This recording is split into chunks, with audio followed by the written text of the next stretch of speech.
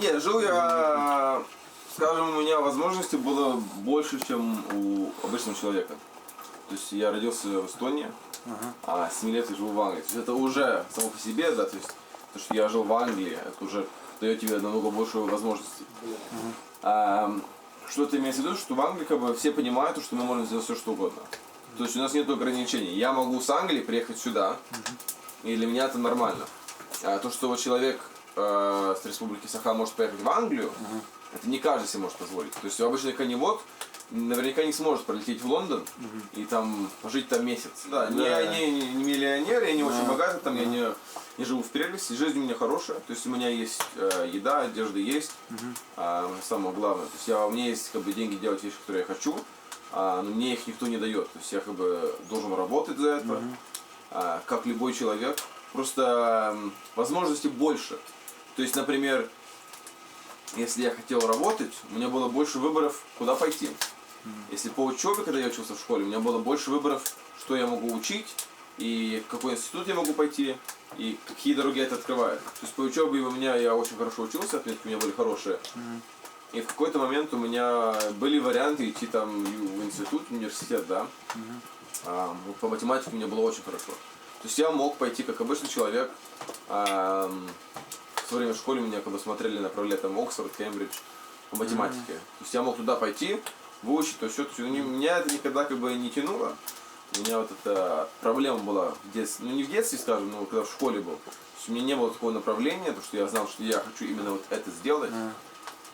Поэтому я никогда 100% не вкладывался ни во что. У меня все время там получалось, но не знаю, это меня так сильно не интересует.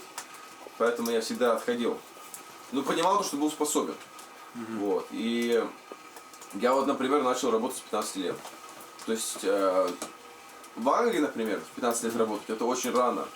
Большинство людей, они 18 берут как бы работу на какое-то время, там день или 2 дня в неделю. Я вот в 15 лет я работал, у нас за перерыв не платили, например. То есть я работал с 7 утра до 11 вечера, потому что можно было только вот в это время работать. По 6 часов, а я работал с 7 до 11, чтобы заработать больше денег. То есть то, что вот у меня вот, мне кто-то там дал деньги, чтобы что-то сделать, нет, у меня просто была возможность, за которую я как бы очень благодарен. То есть я мог работать от 7 до 11 вечера, да, возможность у меня такая была. Зарплата тогда была довольно хорошая для моего возраста, да. Но опять, просто возможность была. То есть мне все равно надо было вставать рано утром, я просыпался в 5 утра, шел на работу, возвращался домой в час ночи. То есть спал каждую ночь по 4 часа, работал 15 лет, я вот так работал, чтобы заработать деньги. Ходил в школу. То есть, ну, возможности были, в том есть разница. Вот, работал, закончил школу, потом еще 2 дополнительных года взял. Решил не пойти в университет, меня это как бы не затянуло так сильно. У нас это очень дорого тоже. Ну, на 5 лет там почти 45 тысяч, только за учебу выходит. Меня просто это не интересовало. То есть математика меня очень интересует, там физика, всякое такое, да. Но это так сильно меня не затягивало. То есть я решил, что это был не мой путь. Не знаю почему, просто понял, это не для меня в то время. В какой момент ты понял это? Я понял, что это был не мой путь. Это же перспективы. Конечно. Счастливой, богатой, размеренной жизни. Да. Да, например, абсолютно. ты же мог накопить денег на учебу. Да, мог. Вместо того, чтобы вот потратить эти 2 года на это путешествие, да, экстремальное, ты мог за это время очень много, ну, по твоим словам, заработать денег, да? И куда-нибудь вложиться, там, открыть свое дело, ну, в общем, обеспечить свое будущее. 100%. Да. Я мог себе сделать очень легкую жизнь, скажем. Да. Но, ну и почему ты так не сделал? Ну, я думаю, интересно, вот когда вот, пойти в университет или не пойти. Я не знал, что я поступил правильно или неправильно. Я просто знал, что для меня лично было неправильно идти в университет. Я просто не 100% на это был как бы уверен. Поэтому я решил, что не для меня. Может быть, я молодой был, не знаю, но просто в тот момент я думал, что это не для меня и не пошел. Начал работать в ресторанах. Сначала как официант, и потом поднялся как руководитель, менеджер ресторанов. Вот. И вот когда мне пришла эта идея, это было 2 года назад, то есть это был, скажем, нет, февраль 2018 года, получается. Нет, 2019 года было. То есть 2019 года, февраля, да. Я работал в ресторане, у меня все было очень хорошо. То есть я вот до этого летом, то есть лето 2018 года, да, я решил то, что я буду 100% как бы уже пойду в это направление. Я буду работать, да. До этого я просто работал, чтобы получать деньги. То есть деньги есть, я там куда-то съездил, посмотрел там Францию, там Испанию, ну, путешествовал так и так, по-любому. Все деньги у меня просто, расходы везде были, но конкретно я не направлялся никуда. Тренировался, конечно, всякое такое, но направления в жизни у меня не было, скажем так. И вот летом 2018 года я себе как бы... я себе вообще-то поставил условия для себя. Я сказал, что если в 22 года я не решу, что я буду делать, я пойду в университет на математику и пойду как бы тем образом жизни, что я буду вот так и так и так жить. Если я до 22 не решу. И получилось, что в 21 я как бы пришла мне идея. То есть я работал в ресторане, все было отлично у меня. Зарплата у меня была довольно хорошая по моему как бы возрасту. Я деньги сохранял и всякое такое, ну, как обычный человек как бы в Англии жил, да. И мне вот предложили повышение в ресторане, то есть пойти еще на выше на уровень, который опять в моем возрасте еще не было таких как бы, позиций в моем возрасте. То есть это было очень хорошо. Я не то, что как бы хвастаюсь этим, просто чтобы люди поняли, то есть я не то, что мне нечего было делать, у меня вот на будущее в тот момент у меня было очень много вариантов. И они все были очень легкие. То есть это вот что я хочу как бы объяснить этим. Это не то, что я там хвастаюсь, что нет, то все было.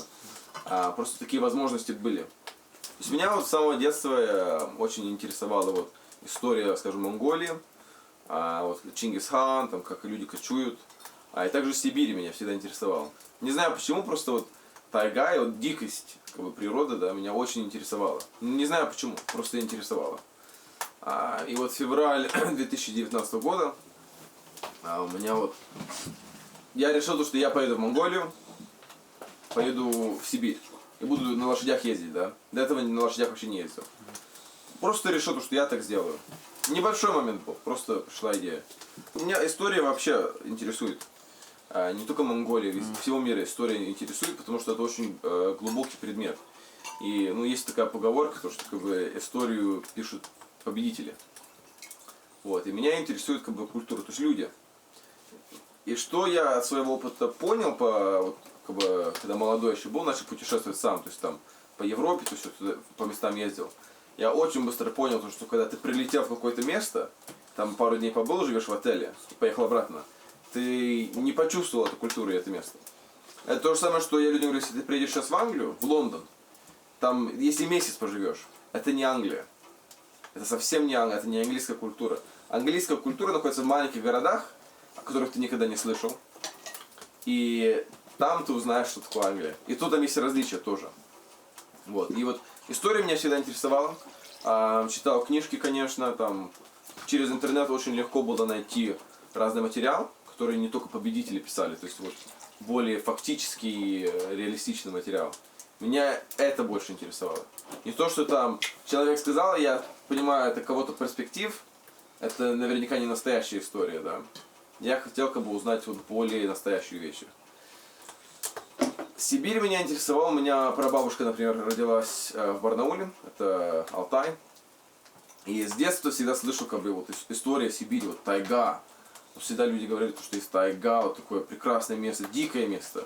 И природа. Не знаю, меня вот всегда это затягивало, не знаю почему. Просто вот какая-то связь постоянно была с природой, всегда хотелось.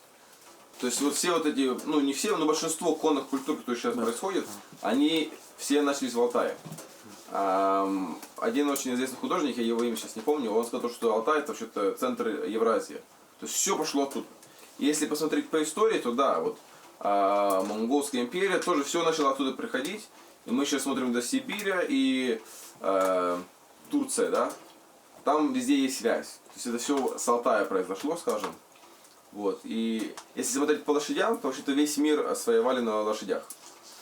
То есть все, что мы знаем, люди туда не пешком ходили, а на лошадях. Вот.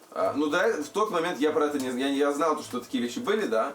Но мне не было такой как бы тяги, то есть сделать там какое-то экстремальное путешествие. Я просто вот в феврале 2019 года я сказал, что я поеду в Монголию, я поеду в Сибирь. Я уже в многих странах бывал, хотел вот туда и сюда поехать. И покататься на лошадях. Вот первая идея мне пришла такая. Потом я что-то задумался, почему бы с Якутска не поехать до Лондона. Почему я так подумал? Потому что, как я говорил, я понял, что когда ты прилетел в какое-то место и улетел обратно, ты пропустил огромную часть этой страны и всю культуру, которая там находится. Это вот это настоящая культура. Если так подумать, то на самолете, значит, нельзя, слишком быстро. На машине нельзя. Ты пролетаешь все эти места, ты опять только в пунктах остаешься. И как тебе выбрать эти пункты, если ты не знаешь эту культуру? То есть как ты узнаешь, вот в этом месте я узнаю культуру? Ты это просто не знаешь. Тебе надо везде побывать, и потом ты можешь сказать, да, вот там реально ты можешь встретить там коневода, который тебе расскажет историю этого места. А в том городе там никто ничего не знает. Но это ты от опыта понимаешь. То есть на самолете нельзя, на машине нельзя, на поезде тоже нельзя. Мотоцикл слишком быстрый, ну и у тебя есть какая-то свобода. Остается велосипед и лошадь.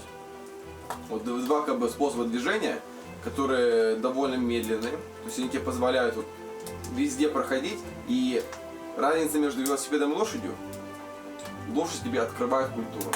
Почему? Потому что весь мир основали на лошадях. То есть у каждого человека есть какая-то связь с лошадьми. И это я, опять все, это вот эти вещи я понимал. Я как бы от истории, не знаю почему, но просто понимал, что вот такие вещи есть. И вот у меня всегда была проблема, то, что мне нравится путешествовать, мне нравится история, мне нравится культура людей. Чтобы увидеть все, надо медленно двигаться. Да, ага. И я знал, что я буду на лошадях. Вот. Потом я, хорошо, идея пришла. Три дня я думал, решался, сделать, не сделать, сделать, не сделать. И до этого как бы времени у меня только по спорту было направление. То есть я вот решил, это сделаю. И я начал понимать, что я способен. Я вот как принял решение, это получается у меня. Я вот 3 дня думал. И потом решил, что я это сделаю. Не знаю как, вообще ничего не знаю, как это сделать, делали это или нет. Я просто сказал, что я поеду с Якутска до Лондона на лошади. Вот. Деталей не думал, просто все решил, я это сделаю, да. И люди, которые меня близко знают, они как бы скажут вам, что если я сказал, что я это сделаю, то есть там какая-то как бы невест, это будет, скажем, да. Если я вот сижу, думаю, я сказал, что я так сделаю сейчас, тогда это уже происходит.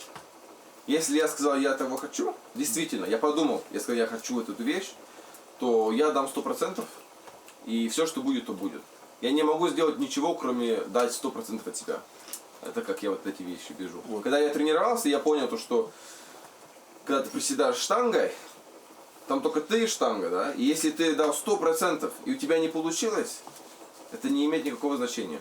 Ты дал все, что у тебя было, да? И не получилось. А если ты дал там 95%, ты чуть-чуть задержался, забоялся, не знаю, плохо себя чувствовал в тот день, да? Тогда вот эти 5% и у тебя не получилось. Ты всю жизнь будешь думать, что было бы, если я бы все дал. Может быть, я смог бы это сделать. Поэтому я просто понимаю, я только за себя могу отвечать. Я не могу заставить лошадь пройти от Якутска до Лондона. Я не могу заставить людей помочь мне. Я просто знаю, что я могу сделать все в моей жизни, чтобы направиться в этот путь. Вот идея появилась, не знаю ничего, как это сделать. И начал делать как бы свое исследование через интернет. Как на лошадях проехать по миру. Вот вообще, вот если вы подумаете, вот, конечно, в республике по-другому, да. Если вы живете даже, скажем, в Якутске, как сесть на лошадь и поехать в Иркутск, с Якутска? Нужны ли документы лошадям? А по какой дороге они могут ходить? Там, что надо, да? Вот, этой информации нету. Особенно на Западе, люди это забыли, да, как это все делается. И долго искал, ничего не мог найти. Там где-то нашел паспорта лошадей, как сделать паспорт. Просто все читал, ничего не мог найти. И каким-то образом я нашел вот гильдия такая, Long Riders Guild. То есть это как бы гильдия, международная гильдия конных путешественников. Переводится примерно так. Long Rider это человек, который на лошади проехал как минимум 1000 миль, или 1000 километров было. И по окончанию маршрута и наездник, и лошадь в хорошем состоянии. Это как бы главные вот эти вещи, которые стоят в гильдии. Если ты вот эти все завершил, то ты подходишь в гильдию. Ты можешь стать лонграйдером. Все все равно не зависит, какая лошадь, сколько времени это заняло, там, что, главное, лошадь есть, ты на лошади поехал, все расстояние поехал, беспрерывно 1000 миль, да. И по окончанию маршрута лошадь в хорошем состоянии, и ты в хорошем состоянии. Вот. Я их нашел, я написал в гильдию, не знал, ответят ли они или нет, и мне ответил их основатель. То есть это Какулин О'Райли. То есть он как бы основал гильдию в началах 2000-х годах, да. И он мне задавал много вопросов. Вот те же самые, почему ты это хочешь сделать, какой у тебя опыт на лошадях, это все. Я говорю, опыта у меня нету. Почему ты это хочешь сделать? Объяснил. Ну, вот эта гильдия Long Riders Guild, они в свое время организовали там 1000 экспедиций, да, на каждом континенте мира, кроме Антарктики. Антарктике нельзя привозить лошадей. По закону просто нельзя. То есть где нужно на лошадях проехаться и делали там экстремальные путешествия конные, да, они за это 100% отвечали. Они там помогли кому-то, что-то организовали, там учили людей. Это они 100% за любую такую экспедицию, да. То есть когда вот основатель начал со мной общаться и спрашивать вопросы, почему ты хочешь это сделать, у него есть огромный опыт с людьми, которые завершали конные путешествия. То есть это человек, который, скажем, эксперт в этой сфере, да. И он мне задает много вопросов. Почему, как, откуда ты хочешь поехать, расскажи мне про себя. Мы начали общаться, я все ему рассказал. И он мне отписал. Я ему говорю, что Никита, я хочу тебе рассказать вот исторический сейчас момент, то что вот почему ты от Якутска до Лондона хочешь. То что в нашем мире есть на лошадях 2 великих путешествия. Это от океана до океана. То есть весь континент покрывается океанами. То есть есть 2 таких путешествия. Можно сделать в Америке, то есть Северная и Южная Америка. Ты можешь от Тихого до Атлантического пройти. И в Евразии можно тоже от Тихого до Атлантического. Можно в любую сторону идти, но главное, что вот ограничение, пройди все, что можешь на лошади. И он мне написал, говорит, что в истории в Америке уже делали. В Евразии даже никто не пробовал. Почему? Потому что в Сибири зимой никто не может проехать. Никто. Потому что когда человек едет с запада в Сибирь, лошади, когда они приезжают сюда зимой, не выдерживают. Это вот очень важно сейчас запомнить, потому что он говорит, что это никто никогда не делал такое путешествие. Он говорит, я сейчас тебе дам информацию, которую никто еще не знает. То есть якутские лошади. Даже я про это еще не знал. Говорит, есть якутские лошади. Они находятся в республике Саха. И говорит, что они зимой живут в дикости при минус 60, минус 70. А летом плюс 30. Ну, бывает даже выше. То есть это диапазон больше, чем 100 градусов по Цельсию, да? И опять, это человек, который эксперт в этой сфере. По лошадям, по конным путешествиям. Это очень-очень серьезный человек, который все понимает. И он мне говорит, что, Никита, вот есть одна лошадь, одна порода лошади, да, на нашей планете, которая может пройти такой путь. Почему? Потому что другая лошадь зимой в Сибири не выдержит. Она умрет. Это просто невозможно. Либо ты должен лошадей менять постоянно. Вот. Это была первая часть. То есть вот якутская лошадь. Это очень важно запомнить. То есть у нас есть путешествия, которые никто не завершал, даже не пробовал.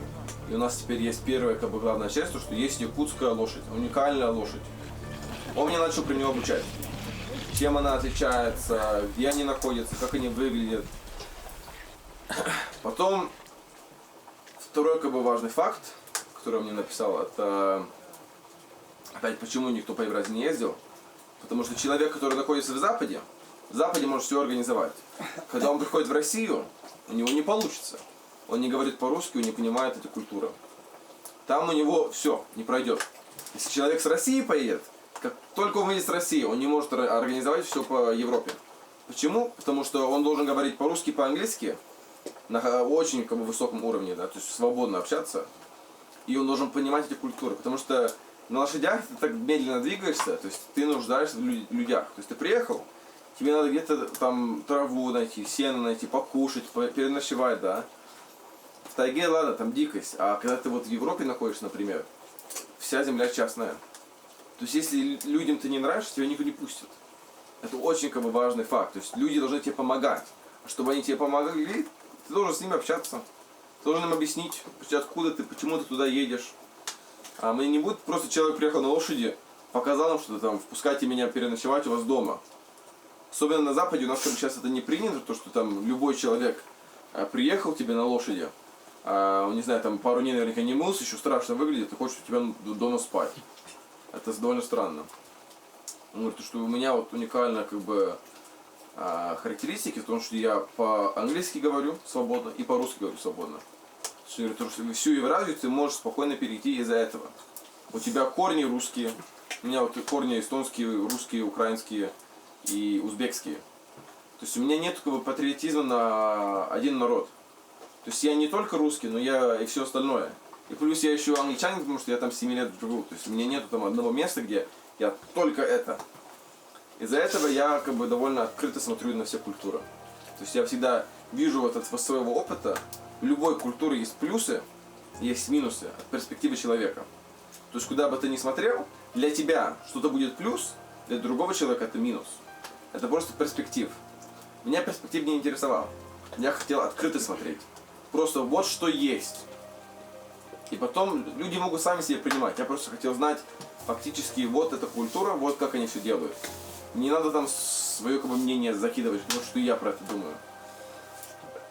И он вот как бы начал меня учить, вот то, что есть такая возможность продлить поход не с Якутска, а с Магадана. И тогда ты сможешь завершить такое вот первое в истории путешествие. Я думаю, мне не интересует, что первое в истории, какая мне разница, я для себя вот это делаю, да. То есть, зачем мне с Магадана ехать там, я просто хочу для себя на лошадях. И он начал опять мне объяснять, потому что смотри, ты вот сидел, жил, нормально все, да, и решил на лошадях поехать. Мне написала, и мы тебе помогаем сейчас.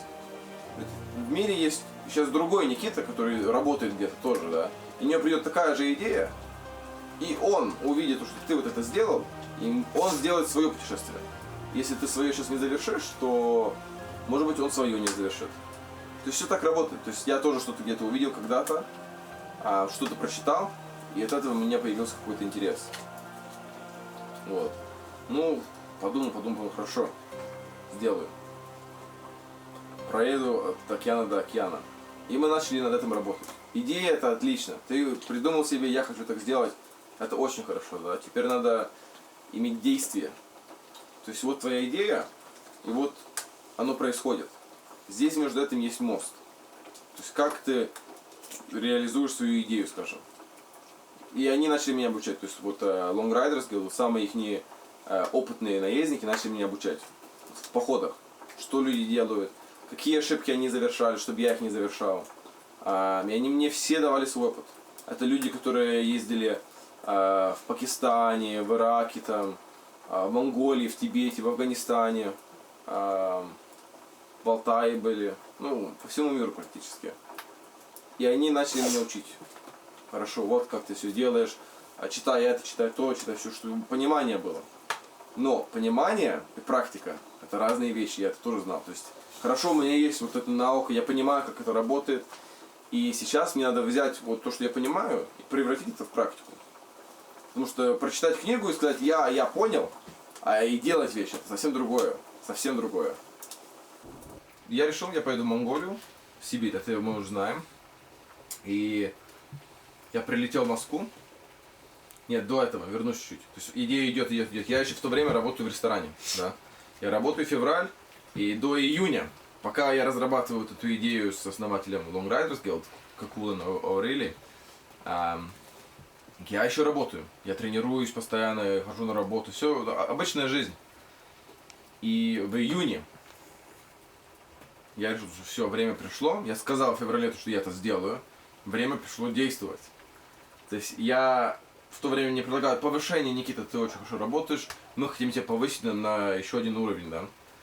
Ну, по будущему, если смотреть, это очень хорошо.